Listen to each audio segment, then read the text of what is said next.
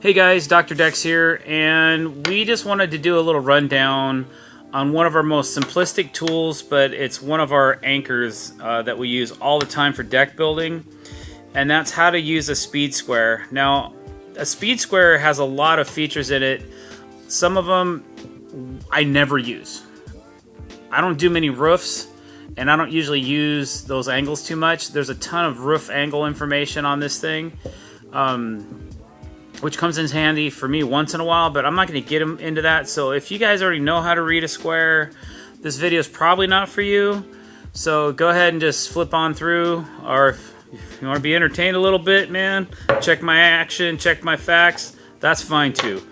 Whatever. Alright, so this video is for people that really don't know what the heck, how to read this thing. It looks like a triangle, for goodness sake. It's not in a square formation. Why do you call it a square?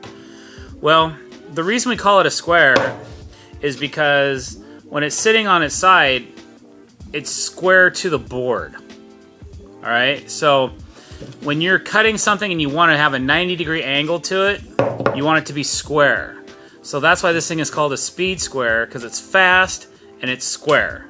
So those are the two main things you need to know about this device. It's fast and it's square, alright? So here are the basics of the square. Here's our square. First of all, this is a high-end square that I'm showing you guys.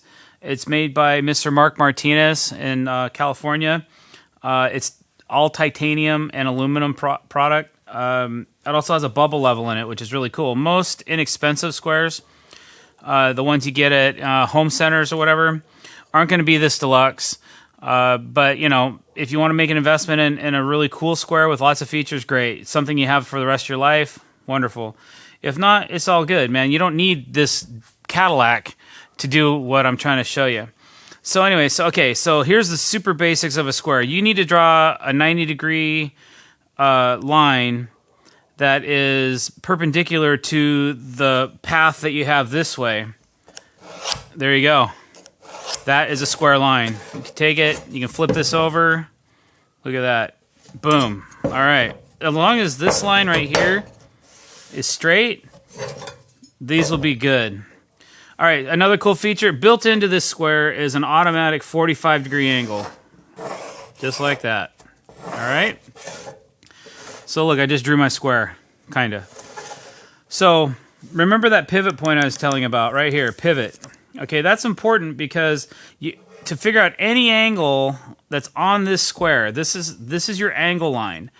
If I say, hey, I need to figure out a 22.5-degree angle, that's half of a 45-degree angle, what you're going to do is you're going to go off your pivot point right here, and then you're going to read the digit, and they're marked out every 5 degrees, and then there's a number numerically every 5 degrees, and then in between those is the indicator lines, so that you can kind of count 20, 21, 22 and a half. So there's my 22 and a half.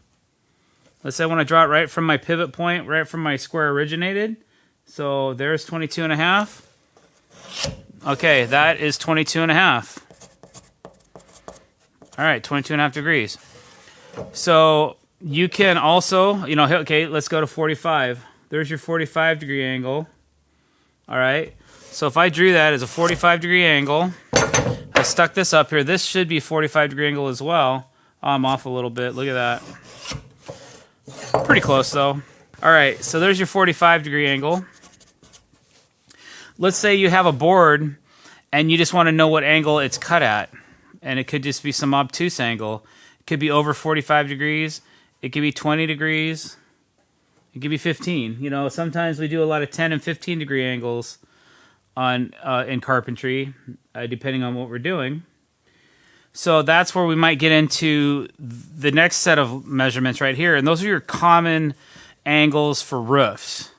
So that's about as far as I'm going to get into this. I'm not going to get into hips and valleys and stuff because I'm not prepared or knowledgeable enough for it. If you say, okay, here's a 15-degree angle, and you look over here, it's just a little bit more than a 3 and 12 pitch.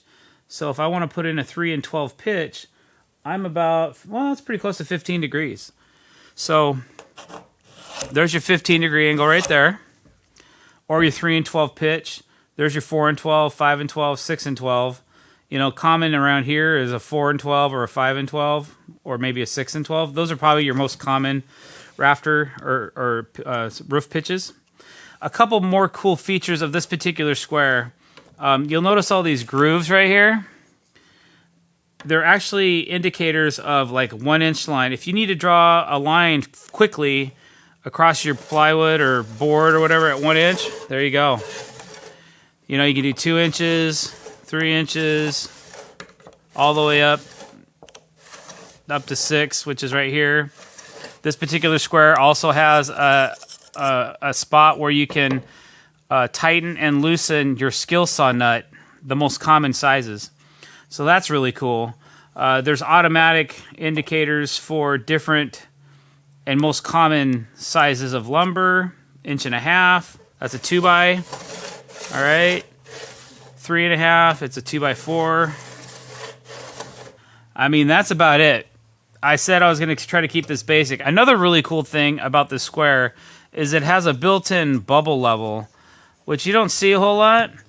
But what it's good for is when you're trying to calculate stair rise and run, or what the angle of your staircase is once you have it built. All right, guys. Hey, thanks for watching my video about the basics of how to read a speed square.